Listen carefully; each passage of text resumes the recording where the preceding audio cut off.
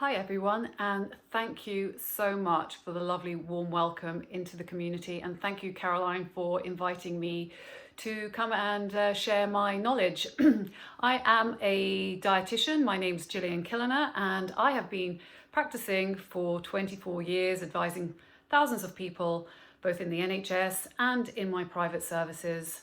I lecture and I do research, so I have a wealth of knowledge, and hopefully I'll be able to impart some of that for you in my short video. So the top questions that kept coming up through the feed on the live session was in and around macros and calories. So in this short video, I plan to do some myth busting and myth bust the question, do you need to track calories and macros to have a healthy diet? My answer to do you need to track calories and macros to have a healthy diet is actually no. And I know that from all the years of the people and patients coming into me and struggling with it, and it becomes much more stressful than it actually ever needs to be. And the reason behind that is there is much more of a complexity that you need to look at when you are calculating your calories and your macros. And I don't mean that to be scary, and I hope I will explain it in a little detail now. First things first, what is a macro? Well, a macro actually stands and is shortened for the term macronutrient. And we need these macronutrients in our diet in good amounts every day to stay healthy, fit and well. Fight infection, make sure we have a good immune system, we can reproduce, we've got good hair, nails, skin and so on. These macronutrients are proteins, carbohydrates and fats, and they're essential. There is a fourth macronutrient that often gets forgotten about but needs to be remembered, and that's alcohol. And the reason being is that actually alcohol gives you 7 calories per mil. How does that compare? Well, if you think about carbohydrates and proteins, they give you 4 calories per gram. Fat, being more energy dense, gives you 9 calories per gram. So when you actually add in alcohol, and if you're not calculating or thinking about it, then that can actually add in a lot of energy that you're not aware of. So 15 reasons why tracking can actually be difficult to get right.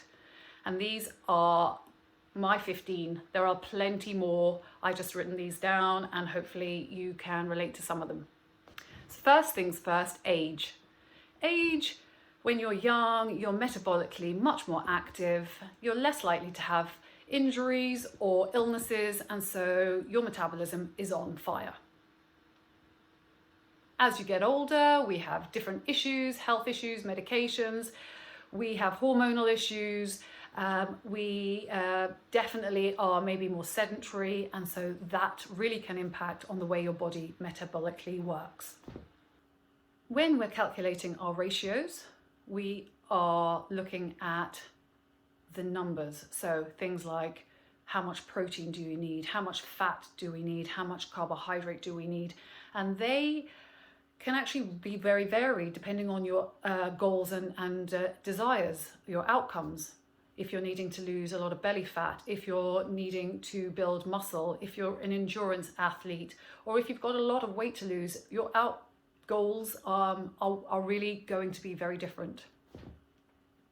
Looking at proteins, and protein-rich foods are things like your fish, your chicken, your eggs, your dairy. You can get protein in vegetables, beans and pulses, but they're much harder to process in the body. So when we're talking about protein-rich, easy to absorb foods, we're talking about more likely the meat-based proteins that you can be selecting. When I'm talking about carbohydrates, I'm talking about things like your breads, your pastas, your rice, cakes, biscuits. Fruits and vegetables also have carbohydrates, and so there is a wide range of carbohydrates that we can access in our diet. Fats, they're energy dense and they are needed in smaller amounts than proteins and carbohydrates, but they're still very important to have in your diet.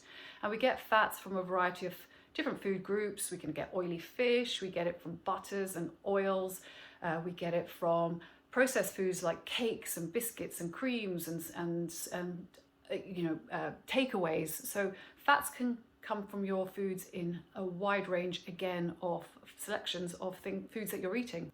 Other reasons that might impact on why macros may not be working out for you, and they are things like your gut health.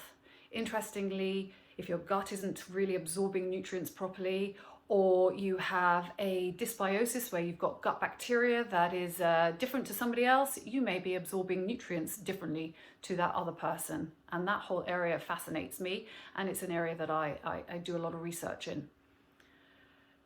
We have issues where you actually might have calculated your energy intake and you've calculated it wrong, and you're reducing your calorie, protein, fat and carb ratios to be too low.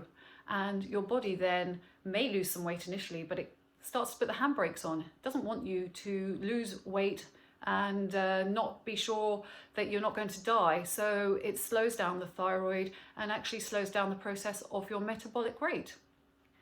Simple things, mechanical things like eating too fast, not being mindful, choosing meals on the run means that your brain and gut are not connecting, and you need that connection where you're ghrelin and leptin signaling to say you're hungry or you're full.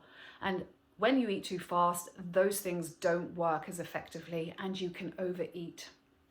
Stress, not sleeping well, they also impact on your bodily functions. When we have cortisol and adrenaline constantly at levels around the body, they don't allow you to process and be functioning as you should. But the big one that I see in my clinic and I deal with all day, every day, is the choices that people make. So you could be actually working to your macros very nicely, but the quality of the food may be from packages that are low fat, that are low carb, that are actually majorly cardboard-like in my opinion, and they're not from good quality nutrient-dense foods.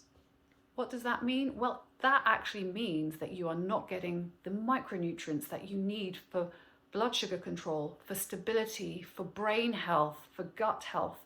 And when you do a nutrient devoid type of diet, you actually don't feel wonderful and it makes you miserable. You may then end up snacking more. Your ability to manage your blood sugar control can be very difficult. So it isn't that straightforward when you are eating your macros if you're not eating good quality foods. Overall, I don't wish to sound like everything's negative. There are a lot of people out there that track their macros and they do brilliantly and they're very happy and it all works out wonderful. But at certain points in their life, they have to adjust and change and reassess those macros as their body changes. And that's really important to do. And that's something that I recommend people always do, is reassess if they are tracking.